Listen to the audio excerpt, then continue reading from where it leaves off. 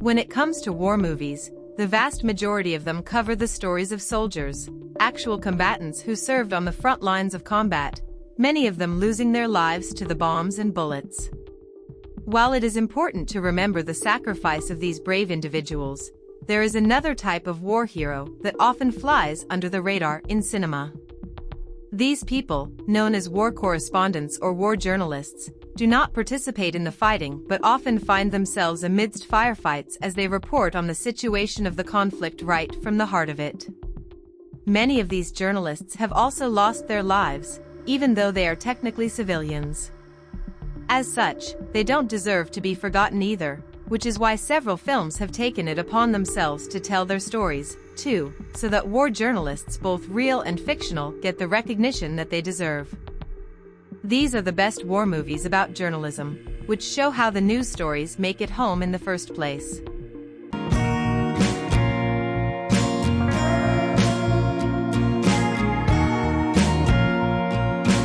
Kicking off our list at number 10 is The Hunting Party. Not to be confused with other movies or shows of the same name, The Hunting Party takes place during the Bosnian War in the 90s, when the nation of Bosnia and Herzegovina declared independence from the former country of Yugoslavia, leading to a bloody and drawn-out conflict that claimed thousands of lives. The movie stars Richard Gere as a war reporter named Simon who is on another routine job in Bosnia and meets a Muslim woman taking shelter in the city.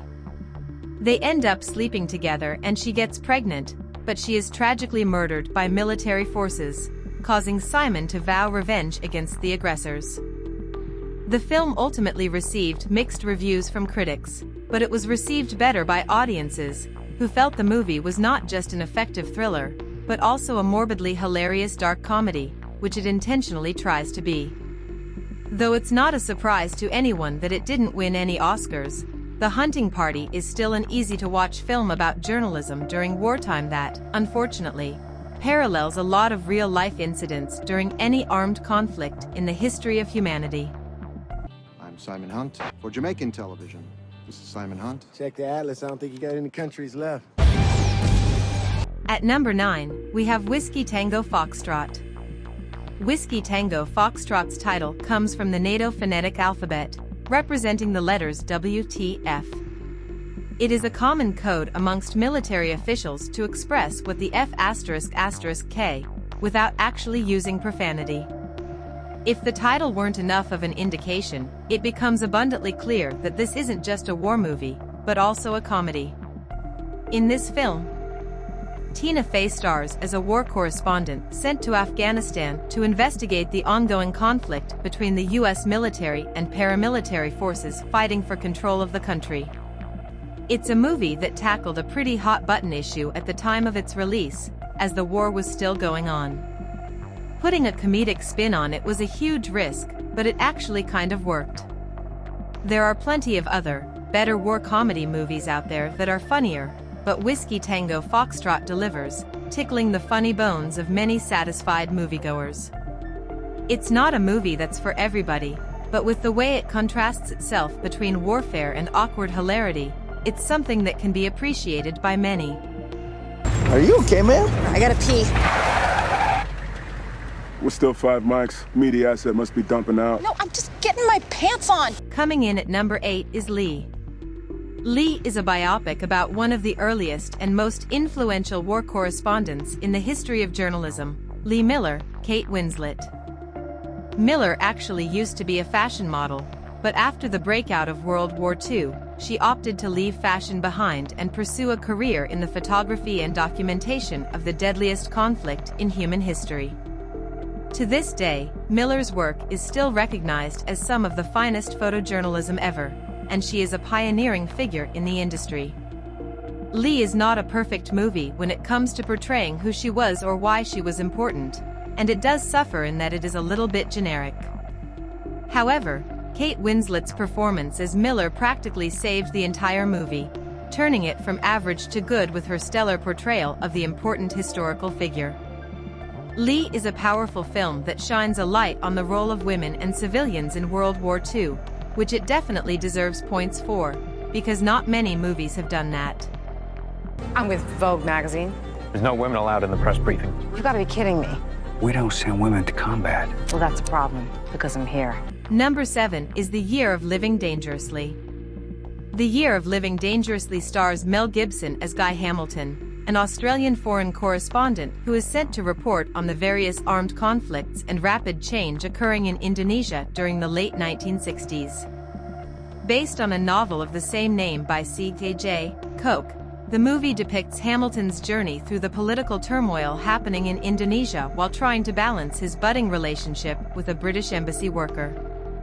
This sweeping romance really is about living dangerously, as Hamilton forgoes his assignments and navigates treacherous territory to see his new love interest, finding hope and affection in the most unexpected of places. Though The Year of Living Dangerously did have a few minor hiccups here and there, for the most part, it is a surprisingly light-hearted film that happens to take place during a dark time in Indonesia's history. What is it? What's going on? Some people have taken over government. At number 6, we have The Bedford Incident. The Bedford Incident is a movie about the Cold War that was released during the Cold War, and tells the tale of a fictional incident involving the US and Russian navies. The confrontation occurs when a Russian submarine is caught within NATO's maritime borders, after which a strung-out captain of a destroyer turns the submarine into his proverbial white whale, determined to see it destroyed one way or another, to the point where the crew begins to worry about his sanity. Accompanying the crew on the ship is war journalist Ben Munsford, Sidney Poitier, who is now in way over his head, both literally and figuratively, in a potentially deadly situation that could cause a third world war. Many critics felt the movie was tense and exciting, but dismissed its probability of ever occurring in the real world, even though a similar incident did, in fact, occur in real life. In any case, reviews were fantastic, with particular attention being paid to the movie's high-stakes suspense. Bedford can inflict more damage in 10 minutes than the entire United States Navy caused in World War II. All right, folks. Listen up. If you are enjoying the content of this channel, be sure to hit that subscribe button and give the video a good old-fashioned thumbs up. Let's show the creators some love. Halfway through our list at number 5 is A Private War. A Private War takes place during the peak of the Syrian civil war, following the real-world photojournalist Marie Colvin, played by Rosamund Pike. Colvin was known to be one of the most fearless and dedicated war correspondents ever, traveling to several different active war zones to hear the plight of the unheard and bring their stories home to the West. Colvin was so dedicated to her craft, in fact, that she actually lost an eye during an assignment in Sri Lanka. Unfortunately, Colvin was tragically killed during her final assignment in Syria, but A Private War was a phenomenal way to honor her legacy and respect her numerous accomplishments throughout her 56 years of life. The movie was nominated, but robbed of 2 Golden Globes, and was met with an endless amount of excellent reviews, many of which emphasized its somber tone and its respect for the fallen. I'm not armed! Journalist! Number 4 is Civil War. Civil War takes place during the Second American Civil War, a fictitious conflict that breaks out after an authoritarian president is elected and begins making abrupt and dangerous changes to the country. Multiple factions attempt to secede from the larger United States, leading to a conflict between various sides. During this more modern version of a civil war on American soil, 2 journalists devised the idea to make it to Washington, D.C. ahead of an advancing army to interview the president before the opposing faction can encircle the city. Along with them, they take an experienced veteran and a young upstart, witnessing the horrors of war on their very own turf. Civil War was criticized by some because it is more of a drama with minimal action rather than a combat-filled movie, but for those who are fine with that, the film proved to be very exciting and one of the most unique and expertly crafted films of 2024, because one can never truly understand what war correspondents go through until the war is portrayed as being close to home.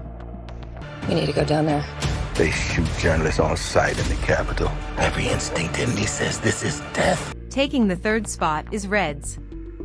Reds details the life and works of Jack Reed, Warren Beatty, an American journalist who marries Louise Bryant, Diane Keaton, a fellow journalist enamored with their line of work and with each other, collectively deciding to set off to Russia and document the growing Bolshevik revolution towards the end of World War I.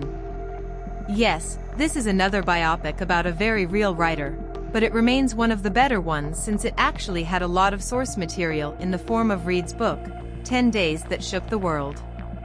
Reds is criminally underrated, with very few people in the 21st century acknowledging its existence, but it absolutely does not deserve such shabby treatment. Even though Beatty is an actor and is not actually Jack Reed, he perfectly embodies his clear passion for his work, which is able to transcend the screen and easily inspire audiences. It's also a very intelligent movie, delivering crucial information about Russian history and helping the audience understand what leads to such drastic changes in a country, all framed through the lens of a romantic wartime drama. I'm propagandist enough to utilize the truth. And who defines this truth? You? At number 2, we have Salvador. Salvador takes place during the Salvadoran Civil War, a violent conflict that lasted for over 2 decades in the tiny Central American nation of El Salvador. James Woods stars as Richard Boyle, a real-life photojournalist who actually co-wrote the movie, detailing his experiences and his role in the war. After years of being on the job and traveling to various war zones, Boyle begins to feel the effects of PTSD, descending into marital issues and substance abuse. Salvador received rave reviews from critics on account of the powerful emotions that Boyle wove into the script, describing everything he felt in a way that would resonate with audiences. The movie was nominated for 2 Oscars, one for James Woods as Best Actor, and one for the script, though it was unfortunately snubbed of both of these highly coveted awards.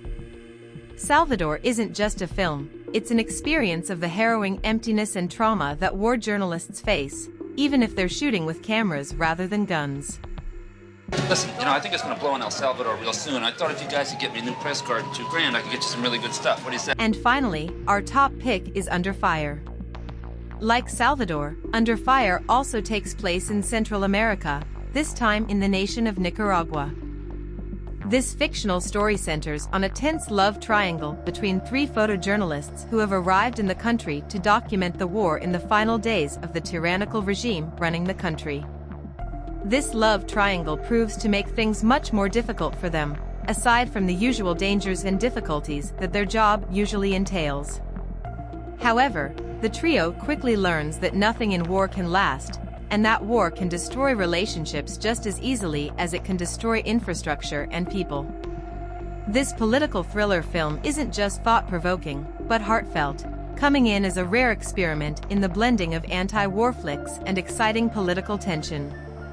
It has received nothing but near-perfect reviews from critics, many of whom seem to agree that this movie doesn't just have a heart, but a good head on its shoulders too, which is what makes this the best war film about journalism ever made. You are murder. Murder? Murder is a word for criminals. I have a job to protect the stability of a continent. Thanks for watching. What do you think of our list? Let us know in the comments below.